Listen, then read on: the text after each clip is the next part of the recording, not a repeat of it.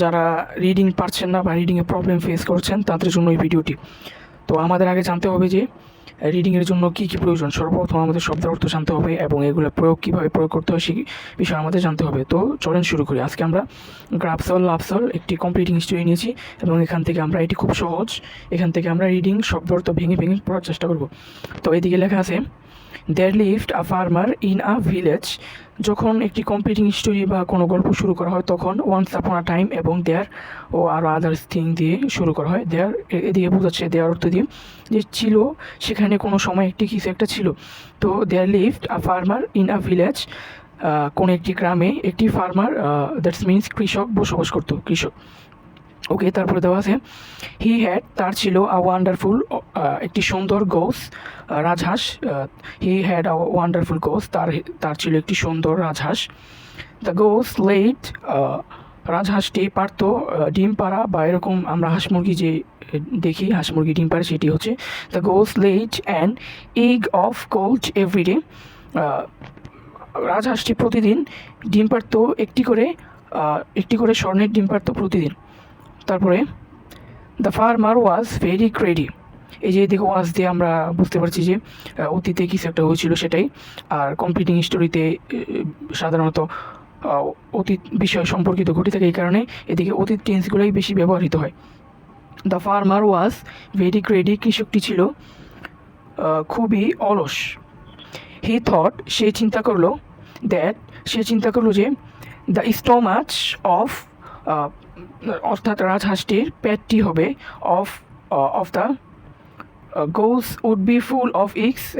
এদিকে অর্থ হবে রাজহাঁসটি, কৃষকটি চিন্তা করলো যে রাজহাঁসটির পেটের ভিতরে সত্যি আসলে স্বর্ণের ডিম দিয়ে ভর্তি থাকবে। সে কৃষক এটা মনে করলো। তারপর সে কী করলো দেখি, কৃষক চিন্তা করলো if he could get all the eggs at a time. If he could, যদি সে পারত গেট পেতে all the eggs at a time, সব ডিমগুলো একসাথে। He would be a rich man quickly.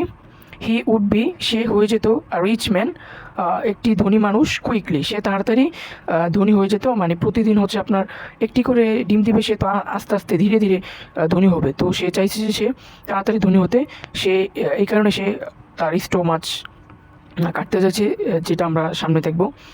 So in order to satisfy his greed, সে বর্ষবর্তী হয়ে হিজ গ্রেট, অর্থাৎ সে তার লোভের বর্ষবর্তী হয়ে he cut the belly of the goose, সে পেটটি কাটলো অফ দ্য গোস, রাজহাঁসটির। তারপরে এদিকে কী বলেছে, he search it thoroughly for his cherished eggs. Okay, সে খুঁজলো এটি, এদিকে থ্রুলি অর্থ হবে তন্ন তন্ন করে। Okay, for his cherished eggs, সে তার অর্থাৎ রাজহাঁসটির পেটের ভিতরে ডিমগুলো তন্ন তন্ন করে খুঁজতে লাগলো। বাট টু হিজ আটার সারপ্রাইজ, সো সে সারপ্রাইজ হয়ে গেল। হি ফাউন্ড দ্যাট, সে লক্ষ্য করলো দেয়ার ওয়াজ নো এগ দেয়ার, অর্থাৎ দেয়ার ওয়াজ সেখানে নাই, ওয়াজ নো এগস, পেটের ভিতরে কোনো ডিম নেই, স্বর্ণের ডিম নেই, সে এটা লক্ষ্য করলো। তারপরে এদিকে কী লেখা আছে, হি বিকেম এক্সট্রিমলি ডিসঅ্যাপয়েন্টেড। ওকে, সে হতাশ হয়ে গেল। এদিকে আমরা দেখতে পাচ্ছি হি বিকেম, সে হয়ে গেল এক্সট্রিমলি অনেক, ডিসঅ্যাপয়েন্টেড হতাশ। তারপরে দেওয়া আছে he lost the valuable goes forever এদিকে অর্থ হচ্ছে চিরতরে। হি লস্ট, সে হারালো, দ্য ভ্যালুয়েবল গোস, মূল্যবান রাজহাঁসটি, ফরএভার চিরতরে। তারপরে he was gradually became rich having an egg of gold everyday. এর অর্থ হচ্ছে হি ওয়াজ গ্রাজুয়ালি, সে ধীরে ধীরে, বিকেমিং রিচ, সে হতে যাচ্ছিল ধনী ধীরে ধীরে, গ্রাজুয়ালি অর্থ হচ্ছে ধীরে ধীরে। তারপর দেওয়া আছে রিচ, বিকেমিং রিচ, ধীরে ধীরে ধনী হতে যাচ্ছিল। Having an egg of gold every day, having অর্থ হচ্ছে গ্রহণ করা, এটার বিভিন্ন অর্থ হয় আছে। আর এখন এদিকে আমরা যেটি দেখতে পাচ্ছি, হ্যাভিং অর্থ হচ্ছে পে, এদিকে অর্থাৎ গ্রহণ করে অন এগ একটি ডিম গ্রহণ করে অফ গোল্ড স্বর্ণের এভরিডে, অর্থ হচ্ছে এদিকে প্রতিদিন একটি ডিম সে পেয়ে অথবা গ্রহণ করে সে ধীরে ধীরে কী হতে যাচ্ছিল, বিকেমিং রিচ ম্যান, ধনী হতে যাচ্ছিল। বাট কিন্তু he wanted to be rich quickly, কিন্তু সে চেয়েছিল, বাট হি ওয়ান্টেড, সে চেয়েছিল টু বি রিচ, ধনী হতে, কুইকলি, সে তাড়াতাড়ি ধনী হতে চেয়েছিল।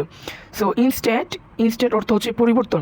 সো ইনস্টেড অফ বিকেমিং রিচ, সুতরাং সে ধনী হওয়ার পরিবর্তে হি বিকেম পোর, সে হয়ে গেল গরিব। ওকে, তারপর আমরা দেখি